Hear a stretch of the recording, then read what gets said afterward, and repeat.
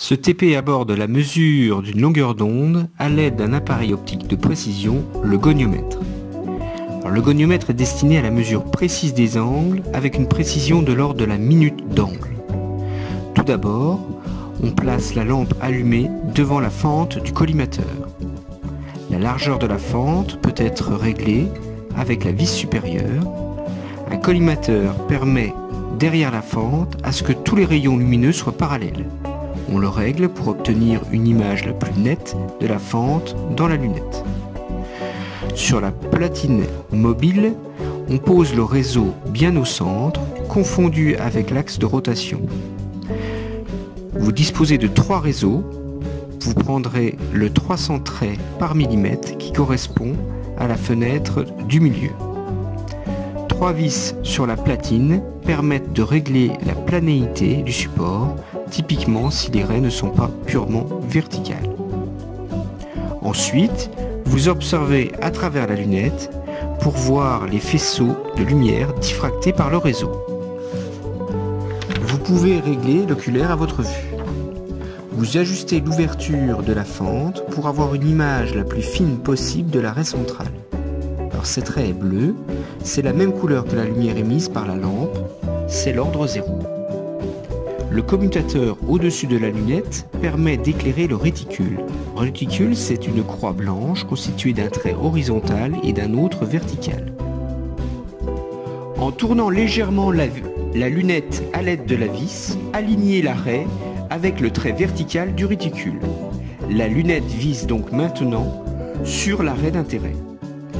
Nous allons mesurer la déviation angulaire de cette raie à l'aide du microscope situé en dessous de la lunette.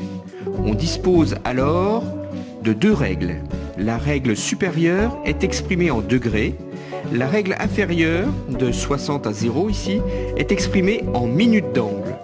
Alors je rappelle que dans 1 degré ici, entre 179 degrés et 180 degrés, on a 60 divisions. Donc 1 degré équivaut bien à 60 minutes d'angle. Les traits noirs donnent exactement la même valeur d'angle, 180 degrés et 0 minutes. Alors la raie centrale d'ordre 0 n'est pas forcément à 180 degrés. Effectuez une légère rotation et mesurez la déviation, ici que l'on appellera θ0. Alors pour la lecture, on regarde la règle supérieure donne 180 degrés et on lit sur la règle inférieure la graduation 12, donc 12 minutes. 180 degrés et 12 minutes. Pour convertir l'ensemble en degrés, on cherche la valeur de x qui correspond à 12 minutes. À l'aide d'une règle de 3, on trouve 0,2 degrés, donc θ0 vaut 180,20 degrés. Tournez désormais la lunette à droite ou à gauche de θ0. Vous observez que le spectre d'émission de la lampe est constitué d'un nombre limité de radiations. Les différentes raies lumineuses se répartissent à des angles bien spécifiques. On parle de spectre de raies d'émission. À chaque raie correspond une radiation monochromatique. C'est ce spectre qui permet d'identifier un élément chimique en particulier. Le spectre est donc la signature physique de l'élément chimique. On peut observer ici une raie verte, le doublet jaune et une raie orangée, rouge-orangée, qui est en fait une partie du spectre caractéristique du mercure. Alors choisissez à l'aide du réticule une raie d'intérêt. On a choisi ici la raie rouge-orangée. Nous allons déterminer sa longueur d'onde. Alors on note dans le microscope l'angle de déviation de la raie, que l'on note θ1, et on convertit ça en degrés. Alors revenons sur la loi des réseaux.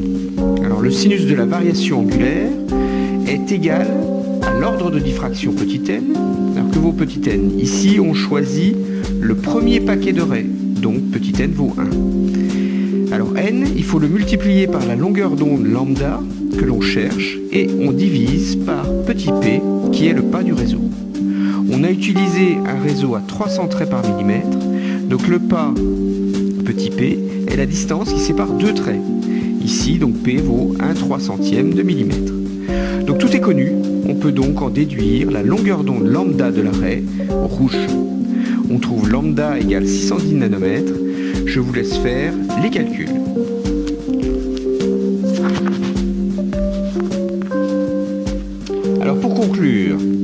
mesure de la variation angulaire permet de mesurer une longueur d'onde.